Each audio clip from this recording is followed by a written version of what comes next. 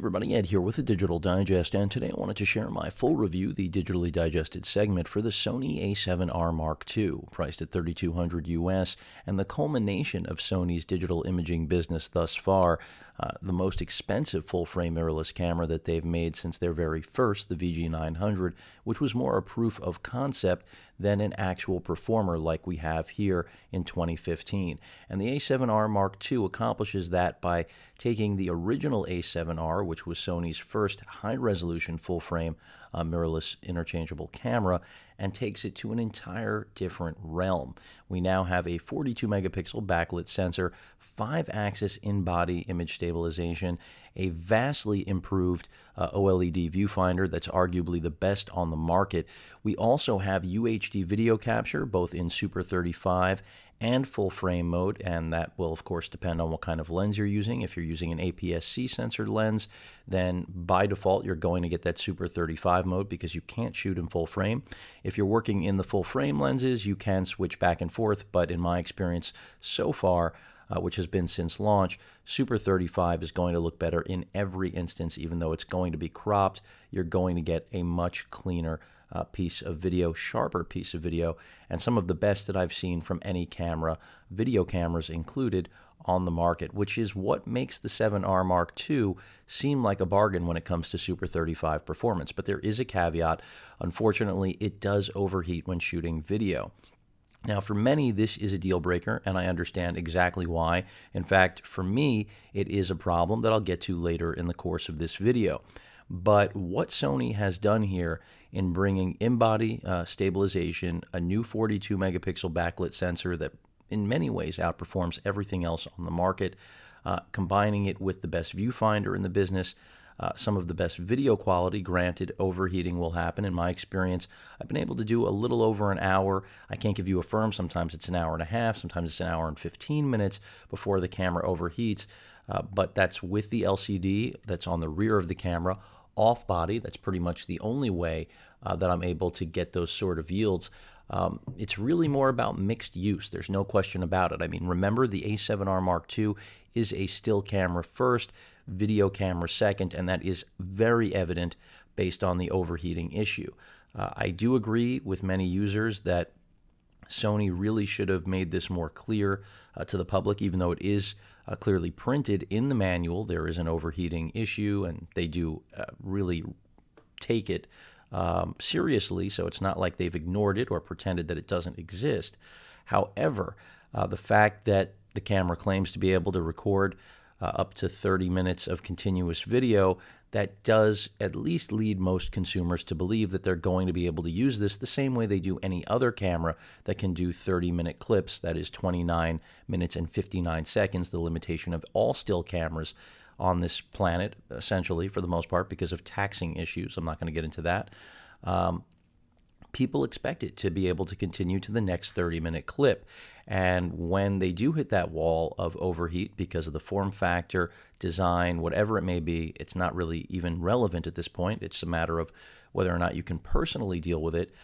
It is something that will be a deal breaker for many videographers. Now, granted, that's completely understandable because if you earn your living shooting video, this shoots amazing video, but really isn't made to shoot video for someone relying on making a living, which is unfortunate. But Sony does make other cameras, and in my opinion, this is a combination of engineering as well as cannibalizing their own business. If you know that they make great Super 35, professional grade camcorders at affordable prices, which they do. They just announced a brand new one for $5,000 US.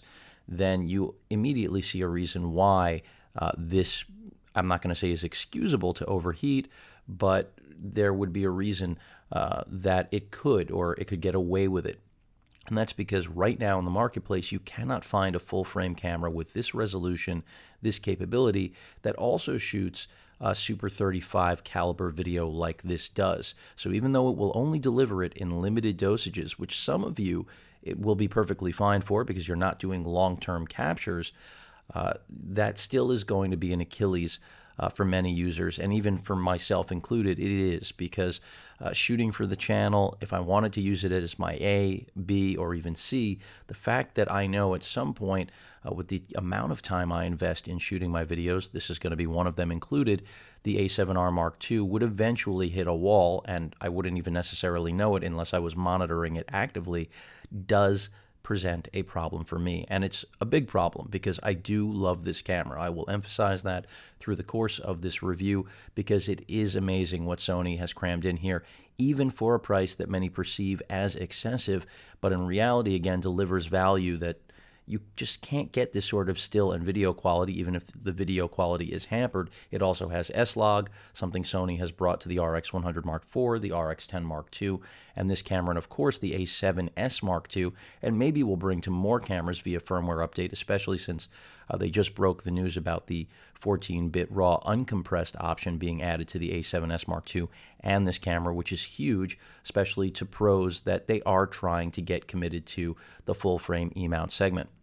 So with that said, you may have noticed I've got some full-frame E-mount glass surrounding this, and there's a reason, because in a perfect world, that's what you should be shooting with. Now, one of the biggest complaints for users across the board about any of the Alpha full-frame cameras is that they simply don't have enough native glass. Well, that's why the 5-axis in-body stabilization is so critical. That's something that was added with the A7, now seen again here with the R Mark II, and with the 7S Mark II releasing in October. And that allows you to use third-party lenses, legacy glass you already own and love, or are shopping for, frankly, to save money with adapters and still get stabilization. Something that you can't do with any other system. And that really does take Sony's very first original pitch about the flexibility of the E-mount to the test and being real world for photographers, so they don't have to dump all of their glass, they just have to buy into a new body. Now, in a perfect world, you have their native, they being Sony, full-frame E-mount glass. Here I've got the 24 to 240, which is really a travel lens for those of you that are hobbyists more so than pros that want something that can cover a very wide range and do so at an affordable price, because this lens is less than $1,000 US, which I think is a very good value. I've reviewed it in the past. I'll include a link in the description for those of you curious about this lens specifically. In terms of how it performs, that is part of today's review. I'm going to talk about my experience with all of these lenses. This actually was the weakest performer with the A7R Mark II. And that didn't surprise me, because even though this is a great piece of glass, it simply can't live up to what the 70 to 200G f4 can deliver even though the A7R Mark II has a brand new revamped autofocus system, 399 points of phase detection, and tracking that is vastly superior to what many considered a sloth in the A7R, or even the whole first generation of the A7, it's still, you do need better glass than this zoom in order to really get, if you're looking to get birds in flight, anything of that nature, moving objects. I don't want to say any moving objects because that's not completely true. The autofocus is really vastly improved, but you're going to need good or a very nice piece of glass to complement that sensor, both in terms of performance and actual resolution. To actually resolve the 42 megapixels, there is not a piece of glass in the FE lineup right now that can do that, which is a little bit unfair of me to critique. Sony's looking to close out with about 20 FE lenses, native lenses, by the end of this year. And one of the big other elements that is a selling point beyond the stabilization, you've got optical Steadyshot with all of these, besides the in-body stabilization that the camera has to offer, is that you also get Sony's brand new eye autofocus technology, which essentially locks onto the retina of your subject, assignable, of course, to key on a certain face through the face detection system, and then uses that as its focus point automatically so that you're not going to lose focus of your subject. So when you're trying to frame a portrait, you know you're going to hit your shot every time. And this was a big area for Sony to improve on beyond the phase detection points, because that often can just be a bragging right technologically. But Sony really did make a big improvement with autofocus in the A7R Mark II. You may read mixed things online. I can tell you in my experience, it is a big step forward for Sony. And this really all began with the A6000, where they addressed user complaints about autofocus getting better, and that's exactly what they've gone after. So the tracking has really just improved. Granted, we're still working with the Bions X processor. We do have another level of functionality. So that's my at least the summary of the performance with this lens. Good versatility. I got some great shots. I actually was able to take this on vacation and really put it through the paces, along with all of the other Sony cameras that I'm actively reviewing. And I loved the output, but maybe on 50% of the shots. Anything really wide or really at the end of the 240 mil piece of this glass, as expected, just really could not live up. It felt like a failure when matched with the A7R Mark II. So there were signs of greatness, but I can tell you right now, this is better suited for a 24 megapixel sensor, of course, or even the older A7R. Let me take that out of the frame. Nice fit on the body, though, and really is tempting, and it makes me wonder if Sony can't make a piece of glass like that without giving us an f4. I know it would make it larger. I mean, if this is any indication, you already know, but it's also lens design comes into play. Sony seems to be going with a very similar lens design on all of their Zeiss pieces of glass, just like they did with that lens. This is the f4 24-70, which I've had since launch. Great piece of glass, mixed reviews. Love the output that I've been able to get here, again, both in still and video, really being a great match, in my opinion, for the A7R, and now here with the Mark II. I've got the f4 16-35, which I've had for also roughly a month, and I have to say it's now my favorite lens. Not a surprise. Really does a fantastic job across the entire range. Granted, again, f4, but try to remember that Sony is trying to strike a very good match between size and performance. Part of being in the mirrorless world is having this form factor, and as soon as you make these lenses any faster, they are going to explode in size. And we see that already with the incredibly well-reviewed 35 mil f1.4 and the 90 mil macro that they launched. Both are expensive lenses, but best-in-class performers. But they're also beasts. They're huge. I mean, they make these lenses look small, and they approach the size of the 70-200 G piece of glass right here.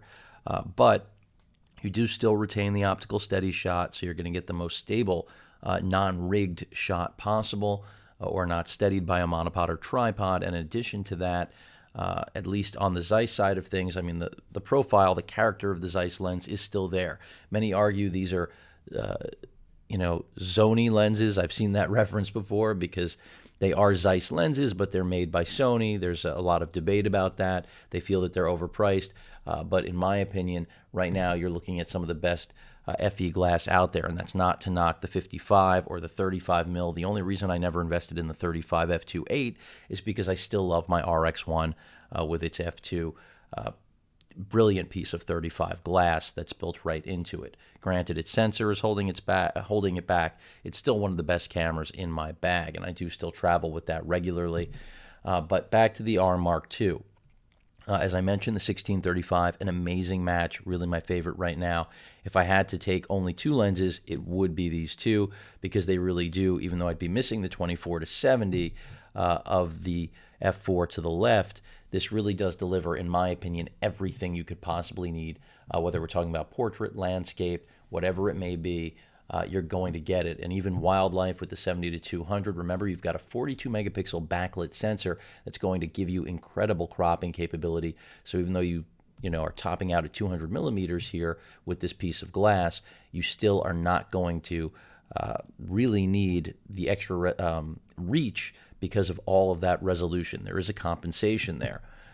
In terms of comparing this to other models, I've done that already. There's really nothing to compare it to. People that complain about what it's capable of or what they believe its failings are seem to continue to neglect the fact that there is nothing legitimately comparable to this camera. Now, that doesn't give Sony a license to make something that I would deem, or you would deem, defective on arrival. But I don't really think this is defective. Anyone who's been a Sony fan and followed their mirrorless business has known since day one they've had video overheating issues because of the form factor.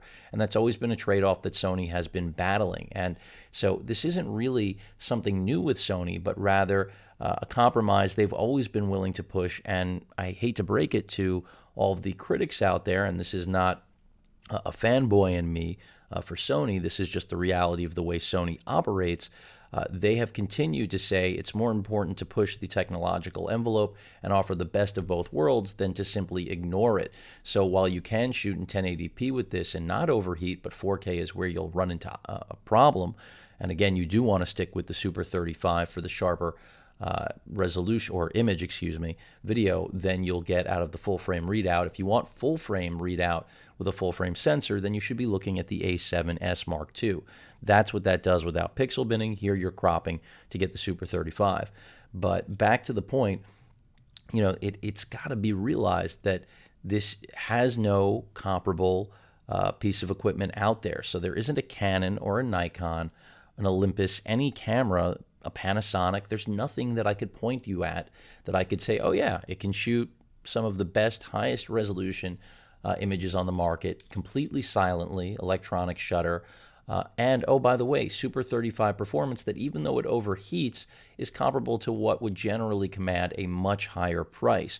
And then on top of that, you can use pretty much any lens you want. Now, you can Google and find all sorts of forum results about what performance is like with non-native FE lenses adapted onto this camera, and they have been very mixed, no question about it. There's also no question it's the best performance that any E-mount camera has ever had. So it has to be taken with a grain of salt that you can operate with any lens out there that's ever been made with an adapter and get that in-body stabilization, at least 3-axis going. But you know, at the end of the day, you do have to acknowledge what are the limitations, or rather the limitations, of this camera, like any other camera on the market. So while it has shortcomings, I don't see the overheat video thing as an actual defect, as many other users. I think that Sony should have let consumers know. But again, if you know their past with launching cameras like this, going back to the NEX5N, which was one of their best performers when it came to still and video competency in the APS-C mirrorless world, you already know that they had issues with overheating in a big, big way. And then when we went to the NEX7, we hoped it was fixed. It wasn't. So this progressed all the way up the line. Even the A6000 hits overheating issues. The brand new RX100 Mark IV limits to 5 minutes on 4K simply because it cannot do more without a video overheat, despite the fact that it's, you know, based around a 1-inch sensor as opposed to the full-frame sensor inside here. And even the RX10 Mark II, which is based around that same 1-inch sensor, because it has this vastly larger body and beyond the new sensor also has a different design of the actual DRAM stack chip that's in here with the sensor, this camera does not overheat. So that tells me Sony probably has something for us next year that isn't going to overheat. There is speculation that the A7S Mark II that's going to launch in October, mid-October, I believe, will not have an overheating issue. After all, it is a more video-centric model than this camera. I mentioned before the full-frame readout of that 12-megapixel sensor, but it doesn't have any of the benefits that this camera gained with a new backlit sensor. It's working with the same 12-megapixel sensor from the A7S. It just has many of the features that the original were missing, internal capture being one of the big ones, but that full readout, no pixel binning, is huge if you are video-centric. And again, I'm speaking to videographers that already have a love-hate relationship with this camera, and I understand where you're coming from all too well. Keep in mind this body is weather-sealed. I did put that to the test, and it survived very well. Now, I didn't drop it in water, but I did shoot in some conditions that, frankly, challenged the camera. I will leave it at that. And the only thing I noticed was an error message that Sony cameras have put out for years now, which essentially points to making sure that there's no dirt or anything compromising the contacts of the mount to the lens. Of course, there was nothing there. It was a matter of just the condensation, the actual water that hit the camera, the rain to be more exact, drying up. And of course, whenever you get equipment like this wet, in a perfect world, if you're treating it right, you should shut it down. No question about it. That is critical to maintaining any piece of electronic that has been exposed to more water than it should have. So this has, I think, an IP68 rating. It's not meant to be dunked. It's water resistant, folks. Let's realize that. The same way a watch would be, it is not waterproof, but it did an amazing job.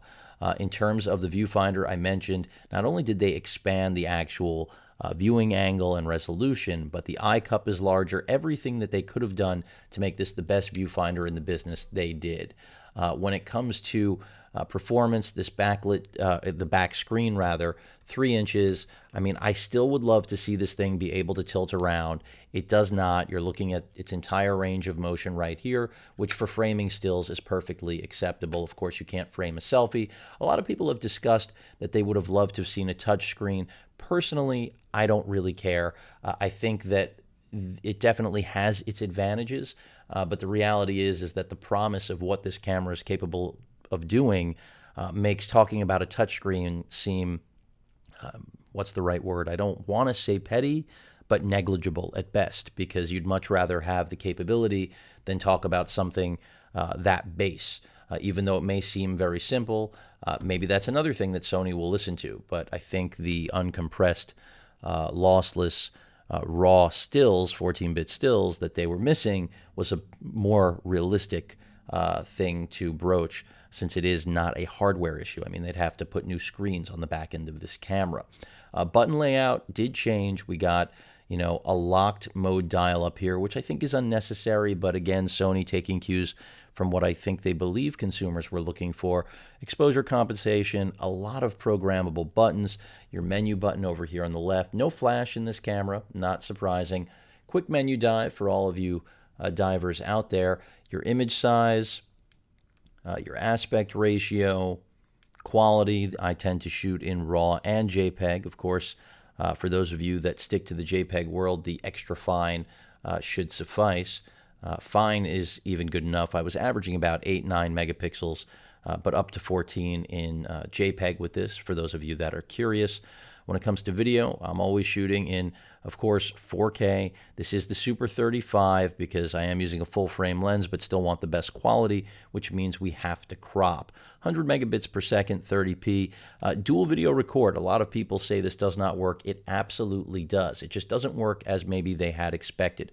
The FDR AX100 that I'm filming on now, if you take a still during video, you actually get a legitimate still image that has a megapixel rating. However, with this camera and basically every other new Sony camera, when you now use dual video record, essentially during your video capture, you can use the shutter button and it will produce a still from that. However, you're looking at a 1280 by 720 still. So it's really designed more for social media and sharing and just getting quick screen grabs. Of course, you can make your own still images from the UHD video that will be higher res, but this is what Sony is currently offering. Your drive mode, your bracket setting. I'm just going to quickly run through the menus because I want to focus on really trying to answer whether this is right for you, because I know it's been a challenge for me. This is a great camera, revolutionary in every sense. I already mentioned the improved autofocus. All the picture, everything that's blacked out here is just because I'm in auto mode. As soon as you go to one of the other modes, you're going to have all of these other options revealed to you, and they will be available. The silent shutter on here, I think, is a great thing for those of you that were waiting for it. Sony listened. They knew. They created their first camera with a truly silent shutter that was full frame with the RX1. So they always had the ability. It was a matter of when they were going to get it in the production line for more mass production than what the RX1 and RX1R represented, which wasn't a very large mass production. It was quite the opposite, since they were such expensive cameras and at a time when they were really more about proof of concept. For those of you wondering why this doesn't have the high-speed recording options that the RX100 Mark IV and RX10 Mark II have, it's simply because even though it has a new 42 megapixel backlit sensor, it doesn't have the same sensor design. This is a full frame sensor. That's a 1-inch sensor, so let's not compare apples and oranges. Could Sony eventually do that? Sure. In Fantasyland, they could also somehow integrate balanced optical steady shot into one of these. But really what it comes down to, which they can't do, by the way, that's why I said in Fantasyland. But what it comes down to is that Sony really has given you everything you could possibly need as a pro here. As far as I'm concerned, if you make your living shooting still images, this camera can do it all. Now, if you make your living shooting video, things will get tricky for you because of the overheating issue.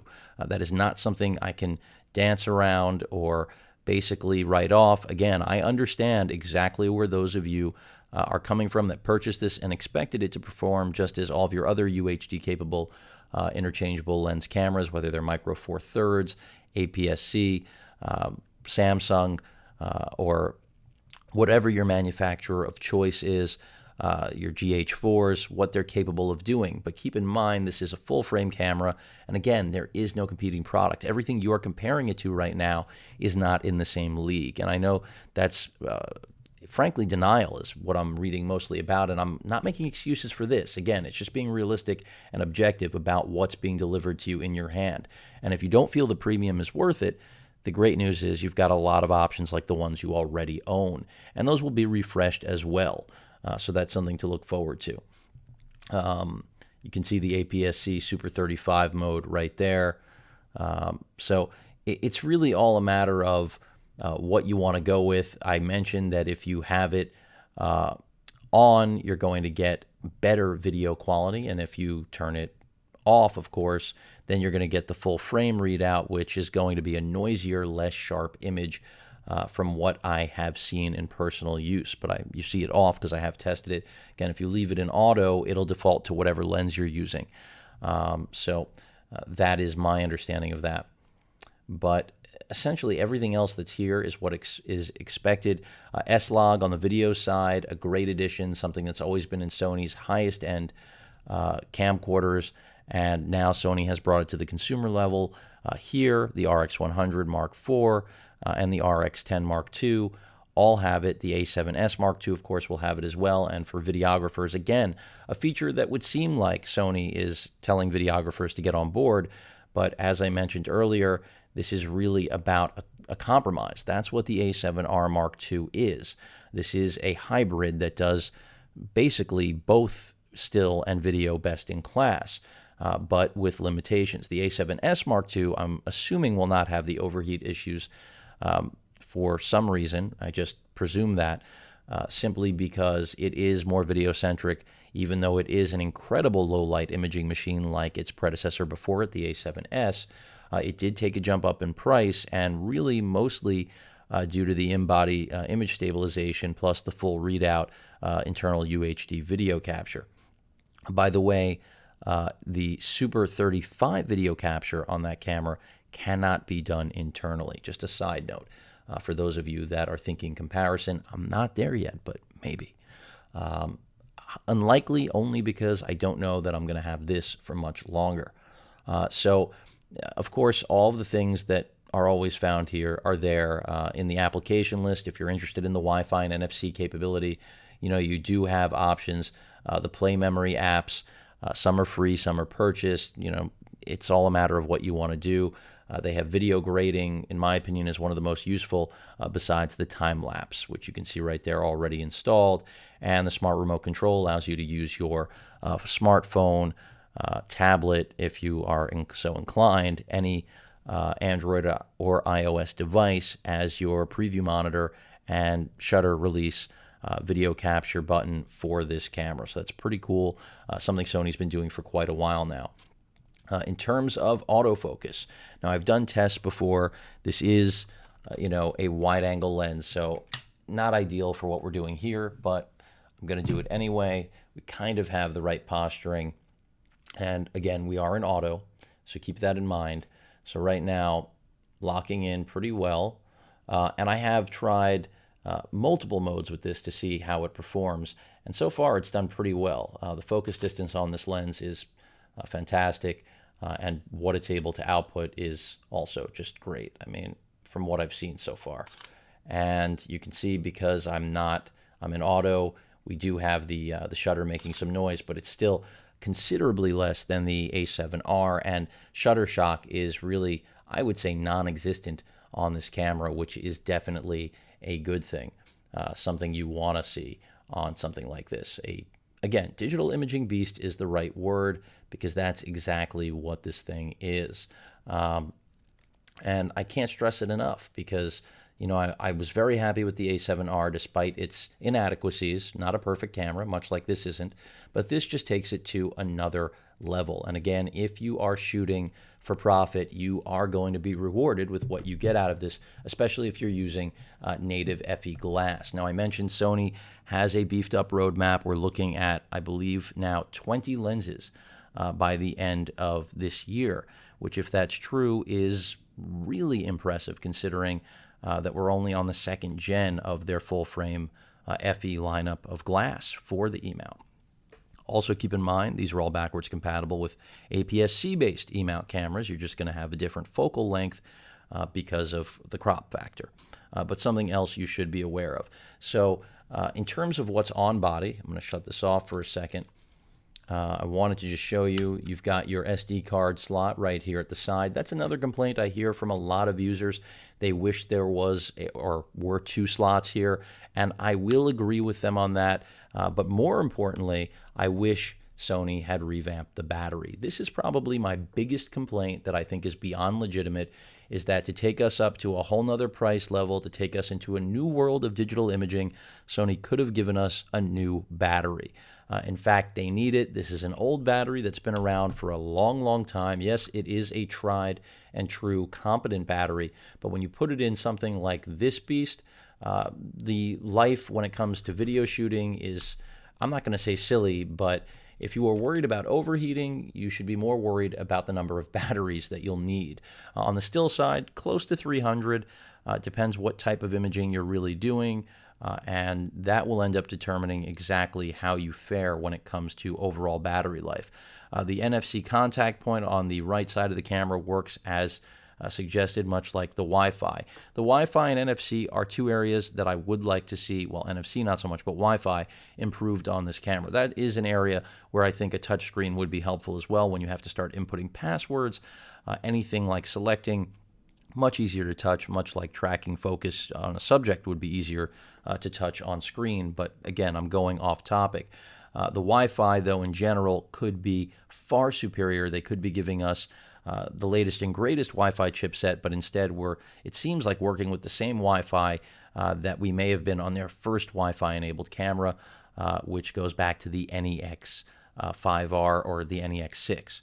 So that's what it feels like. I may be wrong. If you know otherwise, please, feel free to post in the comments. But that's at least what it seems like when I'm using this camera. And that is frustrating considering we're now looking at, again, one of the best DI products, that is digital imaging products, ever made. When you look at the other side of the camera, that's where all your inputs, outputs are. Essentially, we've got two doors, and this was another part of the design revamp.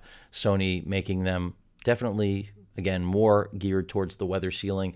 We have microphone input as well as a headphone jack monitoring output capability. You can use XLR audio on this camera if you desire. No direct XLR output, but it is an option with an accessory. There we have HDMI out, of course, which is uncompressed.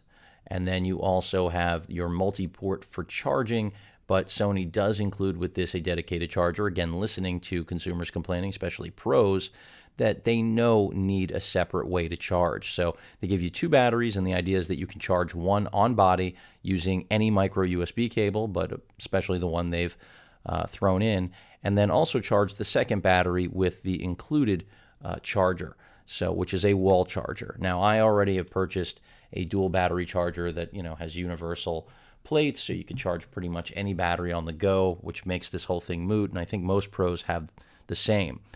But for anyone who's buying into this for the first time, definitely good to have two batteries and definitely good to have two ways of charging them because Sony knows you're going to need them. It's kind of an admission that that battery is a bit of a slug. And if I keep coming back to it, well, you already know why. It disappoints me probably more than anything. Beyond that, I already mentioned the weather sealing is fantastic, and that's because it is. This Zeiss lens, the 16 to 35 is a gem, I think, on any of the full-frame cameras. Looking forward to testing it more with my A7R and seeing how close the results are, because I was able to test all the other glass you've seen here, but not this, since this was my most recent edition. All the other glass I've had since inception. Again, the viewfinder, amazing. I mean, the breadth, the scope of what this delivers outclasses everything. That's another element that you're just not going to get with any other full-frame mirrorless or full-frame camera right now on the market. This actually beats everything. Canon, Nikon, that really can't be disputed. If you've put your eye to this, you know that it does pretty much make everything else look like maybe beyond last year's tech. So you've heard a lot of my criticism. Another thing people were upset about, USB 2.0, no USB 3.0. This is kind of like the dual card slot issue. In my opinion, another nitpick, because the reality is I really never turn, at least for my own personal workflow, to pulling images off of a camera like this. I have high-speed media. For a camera like this, you need to have some best-in-class SDXC cards. I've been using the 2 Kingston cards sent to me to demo, and they are both fantastic, even though the 512 gig card, which is reasonably pricey but still the most affordable on the market now at a little over $300 through basically any retailer out there, that wasn't supposed to work with this camera. It was just a Class 10 UHS 1 card, and surprisingly, it does work and is able to handle the speed of the 4K UHD video capture. So with that said, basically what I'm alluding to here is that if you've got cards that can read and write at roughly 80, 90 megabytes on both sides, do you really need USB 3.0 on board? Now, if it meant faster charging, quick charging, that is something I absolutely support, but that's another thing Sony has not addressed yet, and I'm really nitpicking now. I mean, I'd rather have a new battery than worry about quick charging. That's something that can be accomplished with third-party chargers like the one that I mentioned I already carry on a regular basis. But I'm just being thorough for those of you that are really considering this, because if you are buying this as a hobbyist, it is a very expensive camera, and do realize it's going to depreciate. There's no question about it. It's only a matter of time before this camera becomes less expensive. And I don't know how big of a drop that will be. This was the most ordered at launch camera, I think, in Amazon's history. I don't know exact sales numbers, but for good reason. No other camera like it ever in existence. And the fact that now you didn't have to migrate to all new glass, but you could if you wanted to, really made this what seemed to be the nirvana of DI resources here in terms of a tool to have in your bag that could do everything. Of course, we've already learned there are some issues. Another one I want to point out, which you only learn with time, is cleaning the sensor. Now, throughout history, Sony has always said, when it comes to cleaning, use this, what I'm about to right now, use an air blower. This basically just shook the sensor, got an air blower right here, works perfectly. But in those instances where the sensor still has some dirt, the advice is fairly clear. They want you to actually send it in for repair. And this is what makes a lot of pros nervous, and that's why I'm bringing it up. It's another issue that I came across. Traditionally, as I just mentioned, Sony doesn't want you doing anything liquid in there because of coatings they use. But now we've got a sensor that actually has 5-axis stabilization. So this begs the question, is there more at play here, more at stake than just that coating? Are you possibly, if the sensor isn't secured, going to jeopardize it? So it's another thing I want to address. I haven't had to clean it. You can see here in the UHD video off the FDR AX100, which I still think is best in class, especially for its price. It's only gone down in price for those of you just looking for 4K video. With, I would say, decent stabilization. Sensor is looking mighty clean. And again, I've shot with it pretty excessively, and in conditions as well. But for those of you out there that do get something that's a little too sticky to get off without a wet solution, again, Sony is asking you to send it in for repair, and it does come at a cost in a lot of countries. They're not going to do it for free. In fact, even here in the States, I'm not sure that they're going to do it for free. So this is something to be aware of, something that Canon and Nikon users are not accustomed to, something that I think many will critique or say is a weakness of the camera, but in my opinion and experience, it has not been one. But I wanted to address it because, again, I'm covering everything you possibly could need to know, at least as far as I'm concerned. When it comes to the additional accessories, I did not spring for the vertical grip. Of course, I think that's good if you have very large hands or if you need the extra capacity on batteries, which you probably do, because I've already mentioned the batteries are pretty much the real Achilles, not the video overheat issue. Still camera first, folks. Video second. Hybrid. I can't mention this enough, and this is not me playing towards Sony. This is just the reality of what is this monster that's sitting here, and that's why it costs so much, because you just can't get all of this under one roof in a footprint that, yes, is larger than any of their full-frame mirrorless cameras to date, but still smaller than the majority of options that could even come close to its capability. And the low light performance, besides the autofocus, has improved because of the backlit sensor. So that's another thing to take into account, and that's why a lot of people have been questioning whether or not the A7S Mark II is even relevant. I can assure you it will still be very relevant. It'll still outperform this in low light. It's just now with the extra megapixels and the fact that this does have Super 35 performance. Granted, it is pixel binned, unlike the A7S Mark II, so there's a crop going into effect. So it's not going to be as clean. That is still something that begs the question, for an extra $200, is this the better option? And for many of you, it will be. Video people, absolutely not.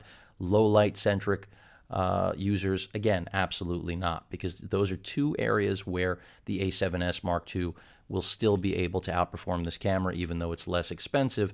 It does have a specific consumer in mind, prosumer, professional user, just as the A7R Mark II. So really, at the end of the day, it comes down to whether or not you are going to use this as intended, as a mixed imaging device. If you are looking for something video-centric, I have to recommend going with something that is video-centric, a 4K camcorder like what I'm shooting on now, or something even more expensive like Sony just announced at that $5,000 and $6,000 kit-lensed price point in the FS series, because they are developing the E-mount into that full-frame standard that they have always wanted it to be. But if it's all about having the best still and video that you can have in one body, and you respect the limitations of what this camera can do. You can appreciate the build quality because it is built like a rock, and it really, with this grip now, does have the ability to deal with larger lenses like the Beast, the 70-200 over there. And if all of these lens rumors are true, and there are quite a few, I mentioned up to 20 by the end of the year that we're going to see, then they're only going to get larger if those apertures are actually getting faster. And, there's a rumor of a 24-70 f2.8. I can only imagine how big that's going to be. But when it comes to, of course, we don't want this positioned here, when it comes to gripping something like the 70-200 while shooting on this camera, much more comfortable to have a grip like this, like the one on the A7 Mark II, and like what's coming on the A7S Mark II, than the original A7 series, which had that half grip, still trying to really retain a much smaller profile. If I put that next to this right now, which I'm going to, I was trying to just center this, you'll see exactly what I'm talking about. And I still love my A7R. I mean, the form factor, the resolution, really top notch. But there you have it. Put these side by side. Trying to get them both in frame here. And you can just see that the body is ever so slightly thicker. They changed the actual build material. They clearly took steps, the actual location of the EVF, the extension of the EVF hood. Everything really changed because they realized a revamp was necessary to get pros. And they did take their advice. I mean, most of Sony's press conferences these days are centered around having professional photographers tell them what they think they are missing from their lineup, both in terms of glass as well as features on body. So I think the A7R Mark II, again, as I said at the very beginning of this video, between its backlit sensor, 5-axis stabilization, the UHD video, S-Log video, really does comprise the best overall DI device that any company has ever put forth. Whether or not it's worth the $3,200, again, comes down to whether or not you personally make a living off of video before still. And if videography is your field, then this is not really the right camera for you, in my opinion. Now, if you're a videographer that is shooting that, let me actually rephrase that. I think that this is good for videographers as long as they have a dedicated video camera, because this could be the still camera they're shooting with, whereas they have, a long event video camera set on a tripod, just hanging out, capturing everything they need to in the background while they're getting into the mix with something like the A7R Mark II or the A7S Mark II, which I think is an even better fit, but that will only have to wait until it actually starts to make its way through all of us out there to know if it really can deliver on its potential. But that's the true story behind the quality and capability of the A7R Mark II as a videographer tool. When it comes to still imaging, again, this is just top of the line. You are not going to beat this with pretty much anything else out there. And the only real critique on that side, then again, boils down to battery life and native lenses. And the native lens argument is slowly eroding. Like I said, 20 lenses by the end of the year. The 28mm f2 lens that I reviewed earlier this year is a winner, and that is inexpensive, $450. And then you have the converters you can attach for the fisheye and wide angle. So Sony really trying to gear themselves towards pros as well as regular consumers with more kit glass. I mean, that's what the 24 to 240 represents. At that $1,000, under $1,000 price point, they wanted to give a lens to all of you out there that want that one lens solution, but still want to be able to use a great full frame top of the line camera. Again, I don't think it's the best match for this. It just can't match the resolution or the autofocus the way something like the 70 to 200G right here can. So that really, again, comes down to what you're trying to accomplish, what your budget is, much like this camera does itself. So if you're out there for the best, you're looking at it right here. But you do have to respect its limitations, as I mentioned earlier. And I, for one, unfortunately, and this is maybe a moment that you were waiting for a long time, I can't find a place for it in my own gear bag, only because it cannot serve me on a business level, because I can't use this as an A or a B cam to capture a video much like this one, where here I'm 47 plus minutes in. That's where something like the RX10 Mark II easily can do a better job for me. Yes, it is limited to the 30-minute clips, much like this, but it will not overheat. So if this is my B cam and I'm still using the FDR AX100 like I am right now to film something, I know I'm not going to all of a sudden run into a problem, as long as I remember, keep in mind that that 30-minute loop is evident. I have to be there again to hit record again. And that's no different than making sure my battery and SD card have enough space. So that is one of the reasons that for me, the A7R Mark II is not worth the, I would say, tremendous leap in price, but justified leap in price if you don't already own all of the gear that I do. And if you do actually, are able to make a living off of using a tool like this, then it is without question one of the most instantaneous and easy purchases that I could have made myself. In fact, that's why I thought it was going to be a keeper. But much like many of you, I didn't know the overheating issue was there. I probably should have presumed as much, again, because of Sony's lineage of overheating in top-of-the-line envelope-pushing offerings like this, which usually are proof of concept. In this case, definitely not. This is a lot more than that. So that is why, personally, I'm not going to be able to keep this, simply because even though this was a review unit, as far as me purchasing it for myself, which I thought this was going to absolutely happen, just because it was such a leap, again, I don't make my living in the still world. So if I did, this would absolutely be in my bag. But as a hobbyist, as someone who is reviewing gear, I cannot justify it without having that UHD standard and not having to worry about overheating, simply because I've been shooting in UHD now for a year and a half, basically since it's become plausible for regular consumers, prosumers, whatever you want to define yourself as, to get 4K in your house without having to shell out $10,000. So that's really my personal limitation with the A7R, which is unfortunate because I really was looking forward to getting this in my bag. I mean, I've got all the lenses. I'm keeping the 16 to 35. I think it's an amazing piece of glass. I'm glad to have it in my bag, and it will complement these two beautifully. Again, it's going to make me wonder if I need the 24 to 70.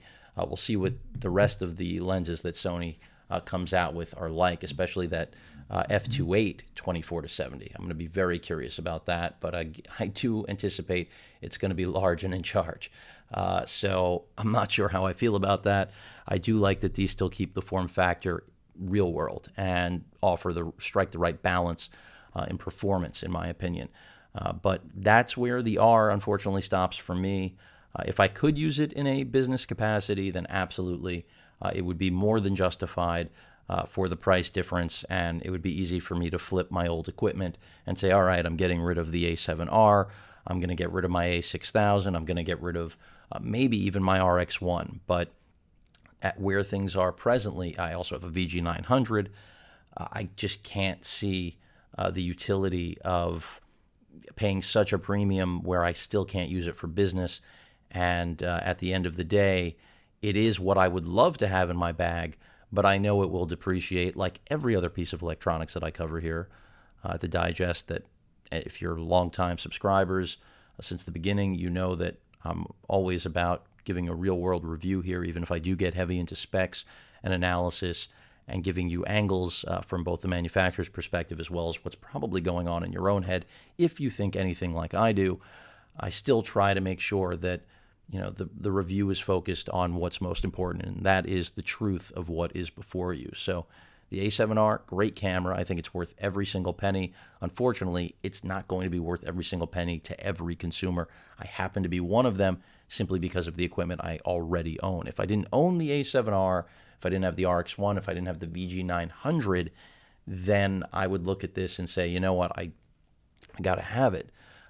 But since the RX100 Mark IV is something I own, and the RX10 Mark II is something I own, which both give me 4K video, not in the Super 35 quality I can get here with my Zeiss glass or my 7200G, I still can't really justify, just for the video element, which ends up overheating, as we know, eventually, one way or another, because I can't call it bulletproof. I have not seen any evidence that anyone has one that doesn't end up overheating, and if that does end up changing in the manufacturing line, you can be assured that I will end up purchasing one of these down the road, because it is an amazing camera and unlike anything else out there. So if you are interested in it, highly recommended.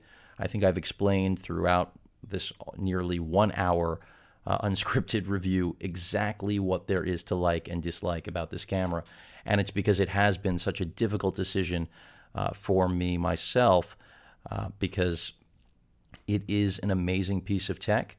It is for gearheads and true photographers alike, but unfortunately it comes down to whether or not the compromise is one with which you can absorb.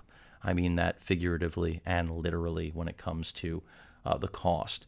Great camera, and it's just a great sign of what is going to be coming in the future from Sony. I can only imagine what the Mark III is going to look like, or if we get a revamped name, as well as the soon, like it's imminent, the launch of the A6000 successor, maybe a true NEX7 successor, even though no talk of 4K on board in there. In fact, it's pretty much been dismissed at this point. Still something I'm really excited about. So don't hesitate. If still is first, video is second, because this camera does the best of both. And really also comes down to whether or not you want to buy into the FE lens lineup. I think that's the other biggest shortcoming still, but wow, Sony has really made it very clear that they are fully vested in this. In fact, I'm not going to say they've abandoned the A mount, but they certainly have shifted their focus completely, almost entirely, to making FE the standard not only for them, but the photographic world alike. And that's why there is such a hard push on the professional market here with this and the A7S Mark II. So a lot to like. Whether or not for you, hopefully I've helped answer that question. At $3,200 US, you better be sure it is, and make sure to purchase it from a retailer with a, I would say, liberal return policy, whether that's Best Buy, B&H, someone that will give you 30 days to make sure that you are happy with it. But after watching this, you already know all the caveats, so hopefully you're not buying it with false hopes that somehow you're going to get one that doesn't perform the way I've described, because that simply isn't going to be the case. Any questions or comments, please feel free to post them. And of course, as usual, please feel free to subscribe.